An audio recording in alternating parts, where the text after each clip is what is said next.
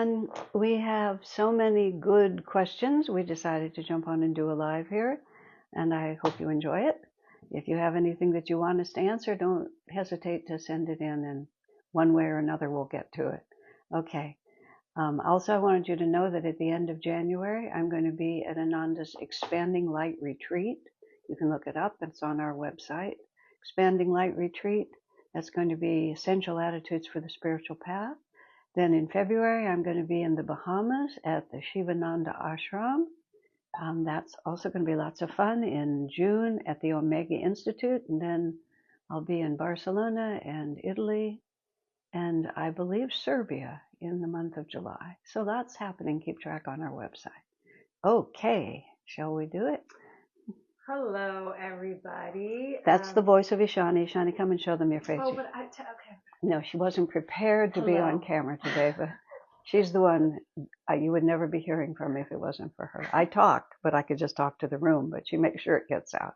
Okay. Okay, so we have a lot of questions, amazing questions, and the first question is, why does no source feel trustworthy? Everything feels modified and edited. What to do? It's a rather all-inclusive, sweeping condemnation of everything. But first I want to talk about it that we are living in a time in which distrust is basically the air we breathe. Everybody has learned how to broadcast through the social media, through web, through all of these things, and we just have no organized way of perceiving who's making it up and who's telling the truth. So it's part of what is profoundly pulling our society down, is everything is untrustworthy. And so it's like everything that isn't untrustworthy just gets swept into the same wave. So the first thing to do is calm down, stand back, consider the fact that there is such a thing as truth in the world, and it is possible to understand what is truthful and what is not truthful. It's harder and harder. I received some kind of a total fake of some celebrity person who supposedly had a vision of Jesus and was totally going to change his life. And I have to say, it never occurred to me that it was a fake until all my friends laughed at me, because of course it was. So I'm sympathetic. It's not that I'm not sympathetic. But if you're going to just push everything away because it seems bad, then you're going to just isolate yourself to what you already know. So you have to start with just the assumption that it is possible to discern if one works at it a little bit. So the other part of it is, let me just think for a second how to say it. There is a lot that's untrustworthy, but I have a fundamental concern on the spiritual path that I need to express. Now, bear in mind, I'm of a different era, but I came through when there were countless teachers making all kinds of claims, using past lives on their resumes. I mean, it was a circus. It was a circus for a long time. But you could feel, if you paid attention, and let me just use the simple words. If you use simple common sense, anybody who promises you an effortless free ride to everything that you want is common sense says that's not how life works. Anybody who tells you that the only reason you're not being able to make your life work is that it's all your fault, that's also, common sense doesn't support that. Real truth is sensible. And also when it comes to human nature, when it comes especially to profound spiritual truths that are dealing with the wisdom of the ages, there's no news story. It's not like somebody just suddenly noticed something about reality that no master, no saint, no scripture has ever endorsed in all the time before. You have to look for consistency with ancient principles. You know, there's the Bible, there's the Bhagavad Gita, there's the Torah, there's Buddhist scriptures, and it's not as if you have to be able to read them in the original language to be sure. But there's a general understanding of reliance on God, of attunement, of selflessness, of discipline, of self-sacrifice, of courage. I mean, all of these principles, there's no way to get around them. And there's also on a deeper level that there's a fact of our inner consciousness. There's a fact of the necessity to harmonize ourselves with self-evident universal values. So just start there and then ask, who said this? If somebody sitting in front of you read it on the internet yesterday and is now today presenting it as that this is the final truth, ask, where did this come from? What is the source? How long has this been around? Now you start talking about being edited or changed. Of course things are edited or changed. Human beings do their best to be good instruments for what they are trying to convey, and some are better than others. But again, use your common sense. Ask the person who's talking to you, how do you know? You know, if they are not the source of the wisdom or the teaching, find out what their lineage is, find out what their source is, find out what their qualifications are. You know, did they learn it yesterday? Have they been doing it for 50 years? And explore who else shares this. Is this one unique person or two people, or is there some long-standing flow of energy that you can find? All I'm telling you is, if you really want to know, then conscientiously, carefully, patiently, with an open mind but not a cynical mind, just try to find out what you're dealing with and pray. God will help you. See, one of the biggest problems we have right now is we have just simply cut ourselves off from source. And we're trying so hard to find the source, be within our own egoic self, and that fundamentally contradicts all ancient wisdom that there is. Even if you don't exactly know to whom or to what you are praying, the very least you have a guardian angel. Just pray to the infinite power of love and truth. Pray to the God of wisdom. You know, just help me to discern. And then it's a balance point. You have to be both courageous and you have to be humble. And don't throw yourself off a cliff just because somebody somewhere said that's how it would work for you. Take one step, see how it feels. Take another, see how it feels. And then move in a very conscientious, slow way. And above all, resist the cynicism of our age. That is the biggest disease. That is the real editing and distortion that has taken place, is trying to persuade us. And it's a conscious negative force trying to cause us to give up hope. And don't give in to it. Thank you so much, Asha. This question just came through. With tyranny sweeping so many parts of the world right now, how do we respond if not to fight back and protect ourselves and each other? These are very, very difficult times that we're living through, and I have a number of reels and long classes all over the place because I've been talking about it very consistently. The whole time I was in England in November, every subject, it was the same. Every place I went through that country for the 2 weeks or so that I was there, because it's really happening, friends.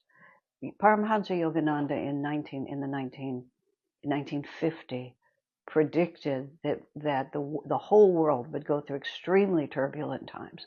In 1950, he made it seem like it was going to happen, on Monday. He would speak on Sunday. It seemed like it was going to happen on Monday. He predicted world war. He predicted cataclysmic earth changes. He predicted economic collapse in a way that we haven't seen before. He is not the only one. The apparitions of Mother Mary, many different saints, Padre Pio, there's a Venezuelan mystic. I mean, everybody's saying it, and it's happening. So your question is a really good question, because we are going to be seeing a great deal of injustice. We are already seeing a great deal of injustice in the world. We are in a conflict between an upward moving energy, which is really the future of this planet. I explain all this in detail in other places.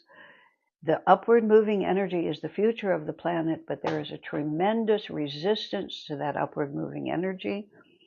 We are moving out of an age of form and matter and separation into an age defined by energy, where the energy is always the same, even if the form changes. And the world has polarized. So now the question is, what do we do about it? It is first of all, you have to look to your consciousness, because this is really a war about consciousness, which is, do I want to be an instrument of the light? Do I want to be part of the upward moving solution? Or am I just going to fall into the fear-based negativity, I want power, which is the other side of the equation. So first, look to your consciousness, and you have to ask yourself, how can I contribute? And you can't go beyond what you can do with calm courage. If you yourself become angry, if you yourself become fearful or violent or vindictive, then you are getting swept up into the negative flow. That does not mean you do not stand up for truth. But then it has to be a very individual decision, and the decision is, how can I serve? Am I going to serve by creating an aura and touching as many people as are within my sphere with my calm courage and faith in God? And it has to be faith in God, because we cannot have faith in these systems around us. We have to have faith in the belief that Divine Mother is in charge, and she's taking us through this turbulence because it is a necessary karma that we ourselves have to face. And many people will be drawn. As you ask, you see tyranny, is it time to stand up against it? I myself have felt for many decades, because the belief that the world was going to get different has always been part of my thinking. And all of the work I've been doing for the last 50 years has been directly to bringing in spiritual understanding, to inspire people to begin to think more deeply on deeper levels of reality, to awaken us to our relationship to a higher infinite reality, to the presence of the divine, to make that relationship the foundation, to live by high principles, to stand up for the truth. That's what I've been doing all this time. I have not gone into politics. I have not gone into social action. However, that's because that's not my job. My job is this one. Many people may feel that the right step for you is an outward step where you stand against tyranny. But you must do it with energy that is the opposite of tyranny. If you go into it just angrily trying to dominate them as they are trying to dominate you, the vibrations of consciousness that you're putting out are not going to be helpful. It's a very subtle point, but that's why when Gandhi was training the Indian people to get their independence from the British, when Martin Luther King was activating the black people in the United States, the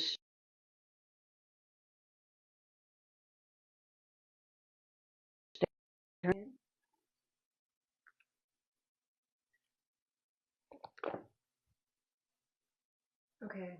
Are you guys able to hear and see? Because on my end it said that it's okay. Lost audio. Hold on a second.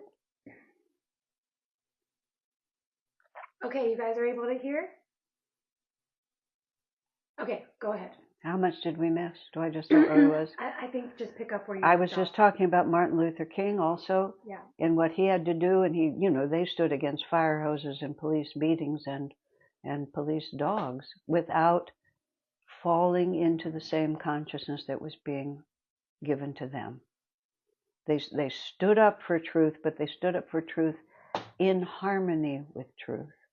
So I think one should do whatever one feels is one's destiny to do. And even though at this point I haven't yet sort of gone onto the picket line or whatever it might be, I always know in the back of my mind that that day could come. There could just be a moment of moral outrage that requires something different than I've done before. But I'm active as I can be, essentially standing up to tyranny. But because partly because of the prophecies, that these forces are just going to, it's a train wreck. The train wreck is going to happen. But the reason it's happening is to awaken people to a completely other understanding of life. And the reason we chose to incarnate on a planet where there would be a train wreck, which is what we're working with here, the purpose of the train wreck is not to hurt people, it's to awaken people out of this a crazy pandemic we're in of excessive selfish materialism and atheism, which is just crazy. It's just completely nuts. It's not making anybody happy. It's breaking down everything that does bring happiness. We need to wake up from this. And sometimes it takes a train wreck before you wake up. But the purpose of such a hard hit is to get you moving in the right direction. But if you're already moving in that direction, when that wave comes, you'll just be energized to go stronger and better into the light. So what we need to do is we need to get busy now, transforming ourselves, attuning ourselves, and giving ourselves the power to stand up against the tyranny of wrong understanding, which will also manifest, so the masters say, in explosive situations in our world. But what can we do? The karma's too strong to stop. So the best thing for us to do is to arm ourselves to be even brighter lights. As times get more tense, that we have more calm, God-centered, loving power, which may express itself in a very forthright way. I'm not saying we should just be nice all the time, but that we can perceive the truth, and we have the courage and the inner fortitude to be able to stand by it. Thank you so much, Asha, and thank you for that wonderful question. Oh, actually, this one just popped up since we're still on the subject. Everything that you just talked about, this light, how to embody this? How do we embody all that you're speaking about? You need to bring that question down to a really simple question. How do you embody it feels abstract and feels distant. The question is, what are you thinking about now? What is your response when you see the news? What happens when somebody in your household does something crabby? What happens when your computer breaks? Shani is looking at me. I said that deliberately because she's having a terrible problem with her computer. Meaning, what is your consciousness? What is your habitual response to life? You can't. Okay, I asked Swami Kriyananda this question once because I had this question very much in this context. I was born in 1947 into a Jewish family. So the entire reality of what happened in the Second World War to the Jewish people was part of my gestalt, if you want to put it like that. And I used to really worry, what would I do if I found myself in that situation? Do I fight back, even if it's futile, sacrifice my life, maybe even cause disruption for everyone? Do I passively accept? It disturbed me something terrible. What is the right action? Finally, I had the opportunity to ask Swami Kriyananda, and I described the whole thing in great detail, with all the movie scenes I had to add to it. And his answer was very interesting. He said, what you are actually asking is in a moment of crisis. He said, what would God want you to do? Meaning, what is the higher course in that moment? Which is not always the obvious one. Somebody punches you, just punching them back is not necessarily the smartest thing to do or the appropriate response. Jesus said, if they strike you on one cheek, turn your other cheek to them. And there was a lot more in that than just passive acceptance. He was also saying, when something comes to you that you wish to shrink away from, have the courage to step into it. Don't always just wish that things were the way you want them. The way they are, you have to step into it with courage. That's what he also meant. But what Swami was saying to me was, he said, in order to know what the higher path is, what God wants you to do in a moment of crisis, you have to practice when it is easier. You hear that? You should tattoo it on your wrist. You have to practice when it's easier, because in a moment of crisis, you will simply go true to form. So what form have you created? Just in the little things of your life, every day, are you just excusing this one and excusing that one and indulging this one? You need to train yourself, not in some someday sort of way or some infinite way that you can't grasp. Who are you this morning? Who are you this afternoon? When help is needed, do you offer it? Do you say yes when people need things? Do you worry about what you have? Do you hoard, or are you generous? Do you trust God, or do you feel you always have to be in control? Ask yourself all those own questions. That's how you embody the light. And it's very prosaic, but who you are is an accumulation of who you have been 5 minutes ago and 12 minutes before that and a year or two before that. Who you are today is the result of what you did yesterday. Who you will be tomorrow is the result of what you're doing today. Just don't look at, we know the mountaintop is there. We know where we're heading, but the question is, where are your feet? And therefore, where's the next step? Just like that.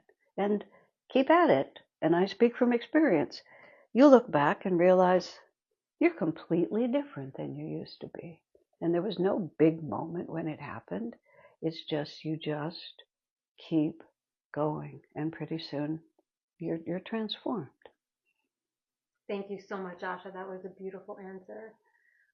Okay, so this is kind of a long question, but how can one practice healthy detachment in a relationship without emotionally abandoning themselves or enabling repeated unhealthy patterns, especially when their partner has a disorganized attachment style?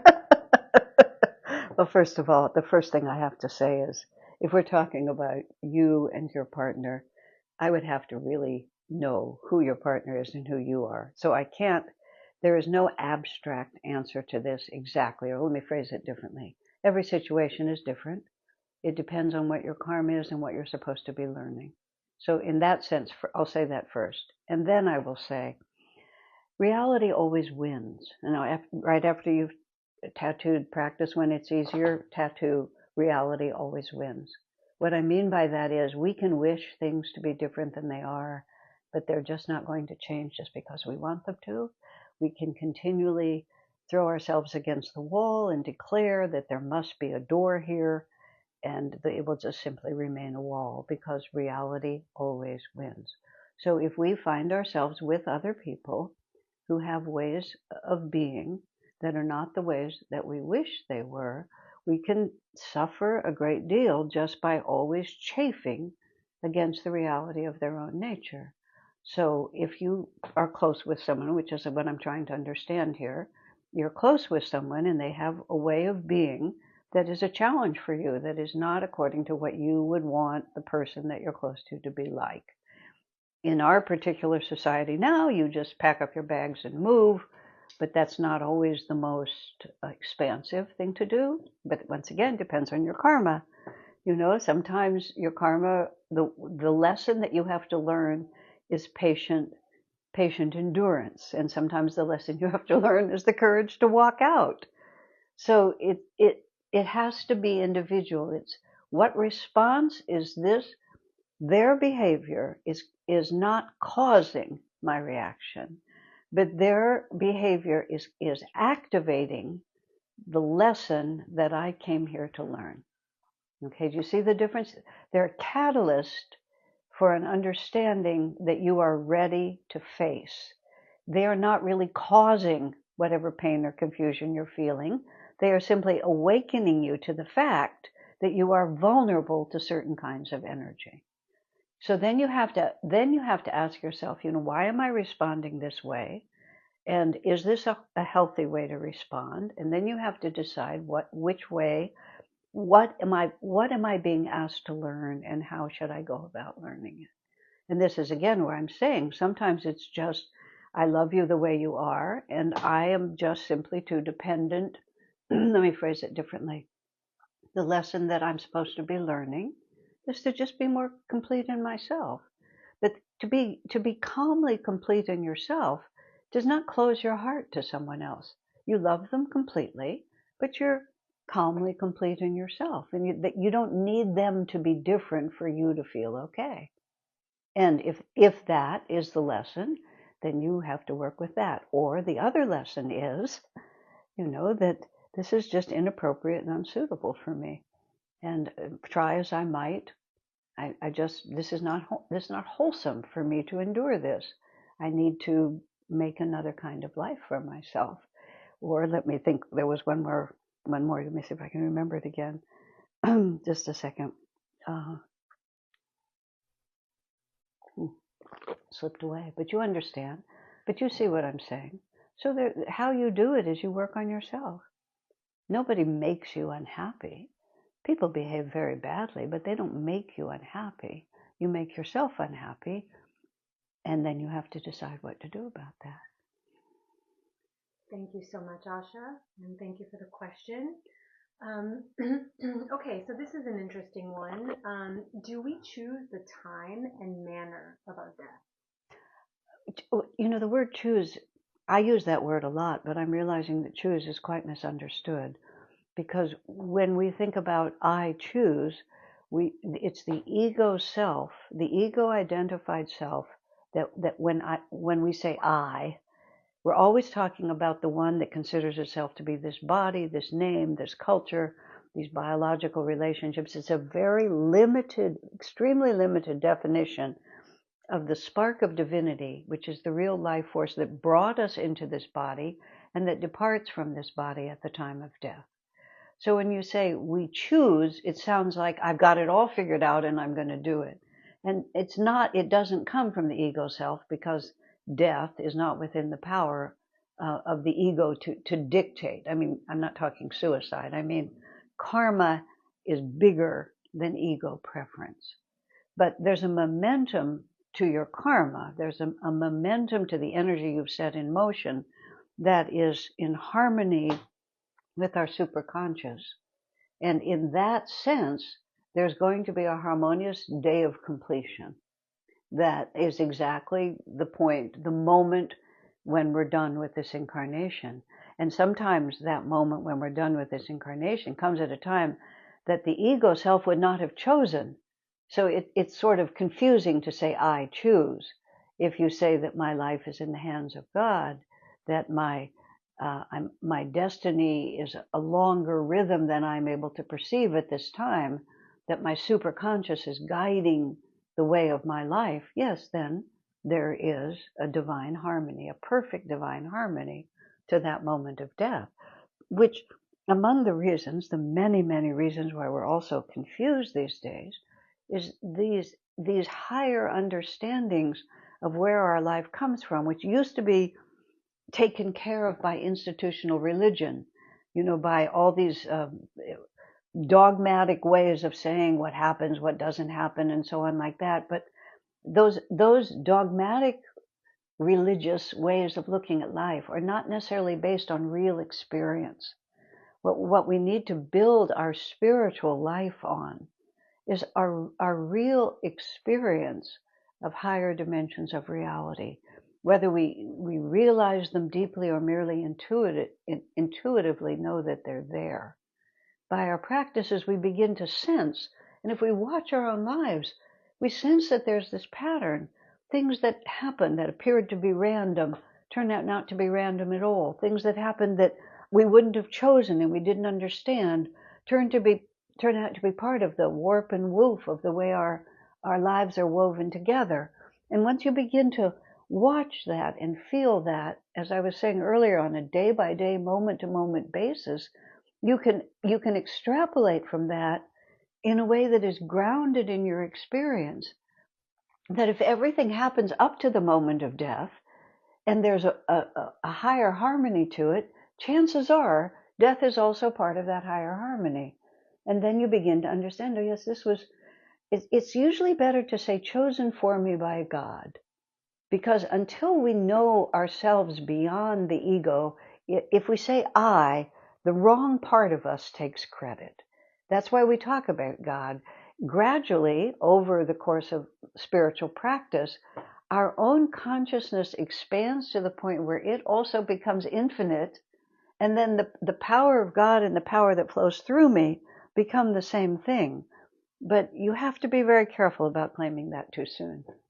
So our superconscious, our divine self, God himself, is harmoniously orchestrating the whole story, including the hour of death. Okay, so a bunch more questions came in. Mm-hmm. And they're interesting. So this one's about astrology. Okay. Is astrology a different matrix? Some people on the internet are looking into natal charts of countries and people and predicting catastrophic things. This trapped my spirit and put me in fear. Is astrology trustworthy? Oh, it depends on the astrologer. Okay. Here's something interesting. Astrology and the ancient science of yoga are actually the same science. Let me explain that for a moment. Everything in creation is interrelated. This is modern physics. Physics talks about the completely interrelated nature of the universe, and that's what we're talking about. Okay, let me see how to say this. There is a complete correlation between the astrology and the chakras. And the chakras are the inner pattern of energy. The chakras are the storehouse of karma, where from one incarnation to the next, every action, every thought, every feeling that we carry out, it affirms a certain vibration of consciousness on a spectrum from complete ignorance to total enlightenment. Every time you do something, whether you realize it or not, you are affirming what is the nature of reality, what causes suffering, what brings happiness. And because energy doesn't go away, and because we are identified with what we do, every time we commit our energy in any particular direction, affirming those three qualities, that creates an impression of energy, a storehouse of energy in our energy body, which is the chakras. Now, I'm not an astrologer, and I can't say this without my notes in front of me. But each of the chakras also relates to the planets. And so, what happens is when you are born at a particular moment, because of the inner pattern of energy that you are putting forth, and the moment you choose is reflected in the physical world.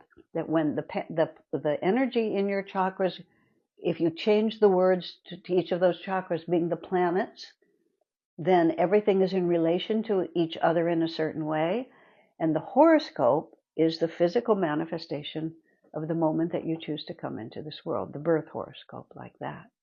And so a gifted astrologer who is also knowledgeable about the spiritual dimension and the relationship between the planets and the chakras can look at the planets, and what they're telling you is they're telling you what the inner pattern of the chakras is. This is Vedic astrology. This is how this works. Okay? And it is in the hands of someone who understands it properly, remarkably accurate. That's the only thing I can say. And yes, they can talk about countries and they can talk about people, but it's very subtle. And it isn't just like reading the newspaper and there are the words.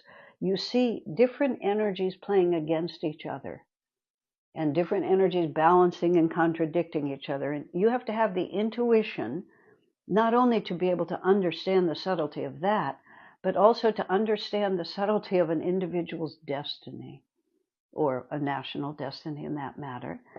But if the astrologer is qualified, it's quite remarkable, and I've experienced it. I've seen it. A friend of mine, I just just very specifically, he would work in a certain way, it said, for so many years, and then this would happen. It all seemed very unlikely. On the exact day that it was predicted, he was fired from one job, and for the next 18 years he did an entirely different kind of work. And then at the end of that 18 years, exactly as defined, I myself, in my own life, have been very impressed at how astrological influences manifest. What can I say?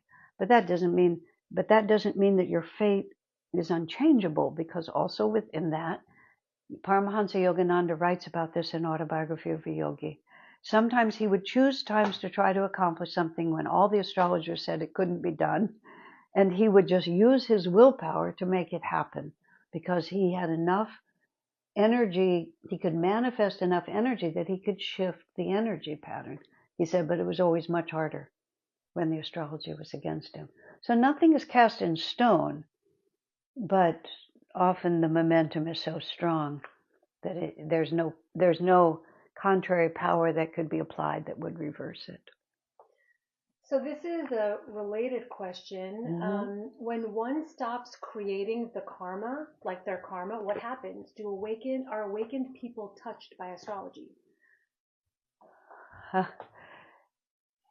Well, if you're God realized, if you're completely free, your power is equal to that of the universe, and therefore you can manifest, you can raise the dead, you can turn water into wine, you can levitate, you can be in multiple places at different times. So nothing about the material world still holds you. So yes, there's a point at which you have a horoscope, because if you've incarnated in this world, you've chosen a time that matches your mission, but it doesn't rule you. For the rest of us, it's an interesting thing, because I'll just speak for myself. As it happens, I have a housemate, and my housemate is a Vedic astrologer, and a very good one. So as a result, I get to ask him questions over the breakfast table, so I can follow my horoscope much more than I would, as ignorant as I am of the actual details of astrology. My life tends to flow very consistently with my horoscope. Not that I'm overcome by it, but I'll say something like, well, this was a terrible day. And my friend will say something like, yes, it would have been. And then we'll talk about the astrological configuration and what the planets represent is very often exactly what I've experienced. The particular feeling, the particular obstacles, whatever it might be. And the same for positive. And I don't really have an answer, so I'm speculating here. At first I thought, wow, what a weak-willed, just limp rag I must be, that the planets are just kicking me around all the time. But then I thought of the opposite, which is perhaps, and I'm really just proposing this, perhaps I'm in tune with my own destiny.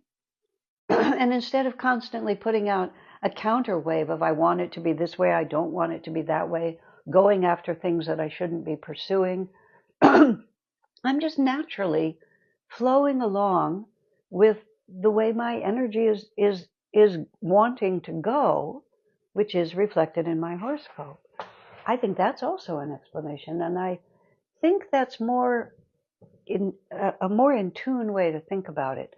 Bear in mind, I do not feel that I am the helpless victim of anything, except it's nice to sort of feel like you and the universe are working together. Thank you so much, Asha. So we have time for one more question. And it is, there's actually two questions. Okay.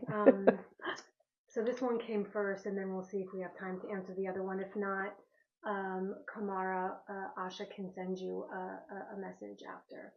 Okay, so is it true that when someone suppresses their sad emotions, it also limits their ability to experience joy or positive feelings? None of these things are dogmas.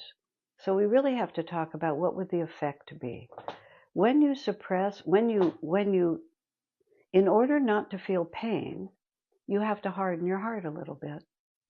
As simple as that.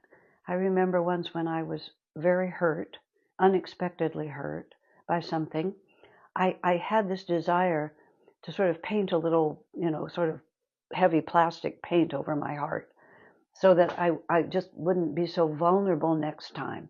That was my way of sort of dealing with the pain of it.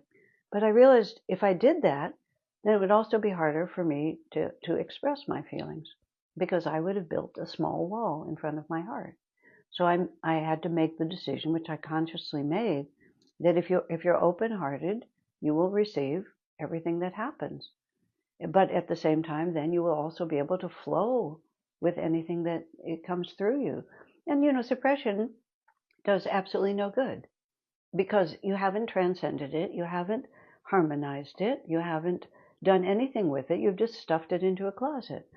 Just try that. Just Just every day, just take whatever you wore that day and stuff it into the closet. Just do it day after day after day after day. And how does that work for you? I mean, nothing works. And you can't even invite your friends over after a while because your closet is such an embarrassment that it's beginning to pour into the hall. It's exactly the same inside. Anything, any aspect of reality that you resist will eventually find a way to bust through. So it's pointless. The reason not to do it is super simple. It don't work. That's all. It don't bring us what we want it to bring us. This is the whole spiritual path. What really causes happiness? What really causes suffering? And when suffering comes, to just say, no, no, no, no, does that work? No, of course it doesn't work, because it has all kinds of bizarre repercussions, including the fact that we become very reluctant to express, because when we express, then we become vulnerable. And then if we're scared because we might be hurt, then we don't express. No, don't do it.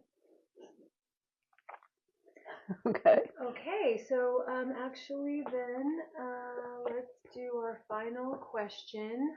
Final question. I see many other questions coming through the screen. If you want Asha to answer your questions, you can send a DM or we can schedule another live. But the last question for today is, how can I cope with the reality of animal suffering, especially since animals, unlike humans, are often defenseless and unable to advocate for themselves? You're asking the question of why is there suffering in this world? And that is a question that's a very hard question to answer. Recently, actually, an article came out in a magazine, which was an interview with me. It had this marvelous title, The Purpose of Shadow and the Power of Light.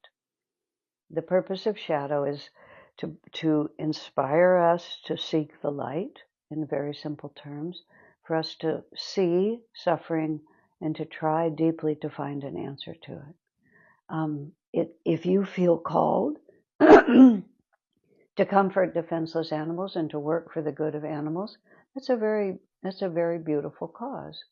But animals, the metaphysics of that get very complicated. Animals also have individualized souls. I mean, they're an individual spark of divinity. Evolution and awakening through the animal world is automatic in this sense, which is that human beings have the free will to discriminate and choose their responses. You're exactly correct. Animals don't have the freedom to reflect on their condition, to make plans, to transform their energy. You have to have a more advanced nervous system to be able to do that. That's what makes the human body more advanced than the animal body, is not because humans are good or better than animals. Many animals are much better, more harmonious and kind than many humans are. But the human nervous system has the developed capacity to objectively consider its own condition and then act on it. But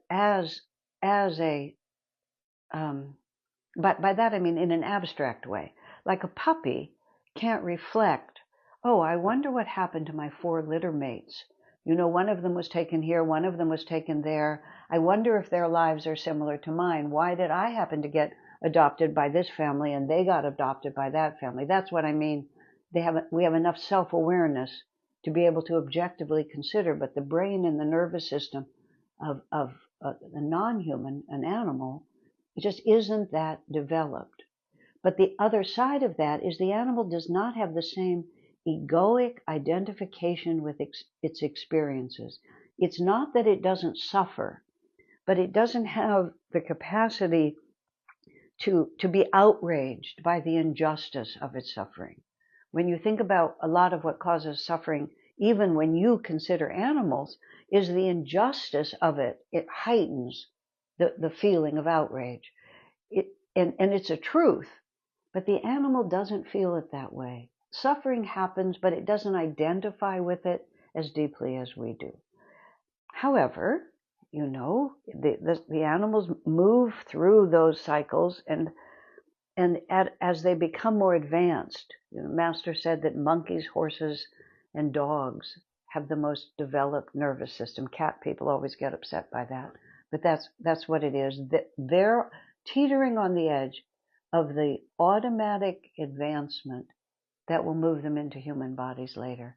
And it's very, very good karma for animals to come in contact with humans. It's very good karma. You're really helping the animals when you bring human energy and begin to advance their potential by protecting them from more than just, finding enough to eat or being eaten, but give them the opportunity to have more refined and more interesting experiences. Domesticated animals, animal reserves, all of these things are very good karma for those animals. But the other question is how to deal with the fact that they suffer is the ultimate existential question that everybody has to answer, which is, why did God make this universe like this when it's so obvious that it could have been better?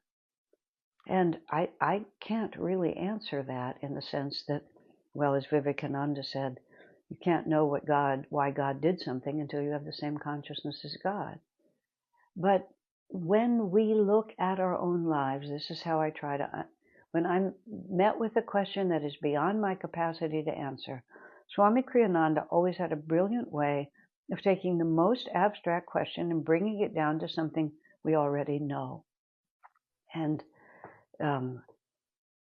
the question of suffering, the way I've come to answer it is that the worst experiences in my life, without exception, have always been what prompted me to grow, to expand, to wake up, which leads me to the best experiences of my life.